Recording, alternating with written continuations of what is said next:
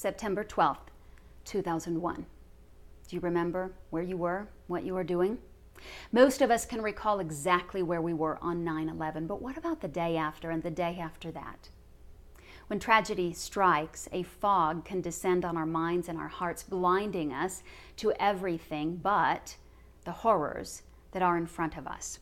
The 9/11 responders at the World Trade Center talk about that as they remember what it was like to comb through the smoldering pile of rubble hour after hour, day after day, desperately searching for victims or their remains. A cloud of smoke and despair severely limited their perspective, causing even the strongest of Christ followers to say, "God, where are you? Why aren't you here?" They just couldn't see him. But then something of a miracle happened on September 13th. An exhausted worker named Frank saw something in the midst of all of that mangled and twisted metal that no one else had yet seen. Do you see it? A cross. And as Frank began to point it out to other weary responders, hope began to rise above the ashes. Frank says he quickly realized he wasn't standing on ground zero. He was standing on holy ground. And from that day forward, he didn't see this as a house of horrors. He called it a house of God.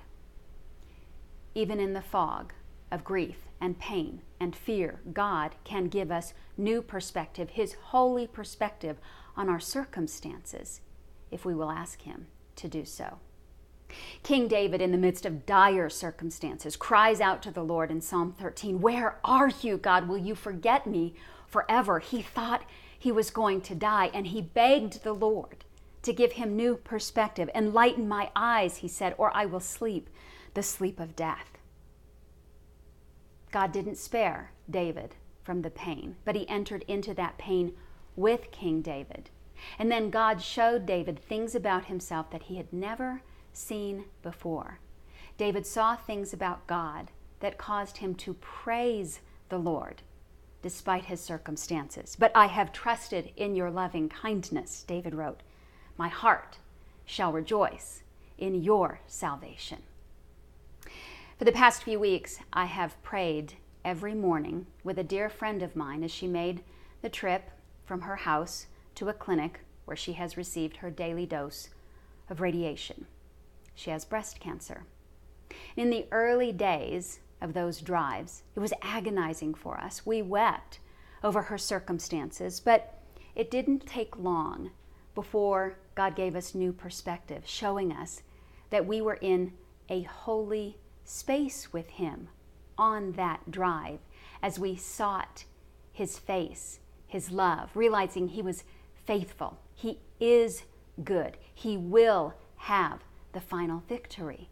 When we realize that in the midst of our own ground zero circumstances, whether it's cancer or terrorism or betrayal or abuse, whatever our personal ground zero is, God will turn it into holy ground if we will allow him to do so. And our house of horrors will become a house of God that we can point others to. 17 years after 9/11, let us never forget that it is against the backdrop of darkness that God's light and hope shines the brightest. In him was life, and the life was the light of mankind. And the light shines on in the darkness, but the darkness has not mastered it.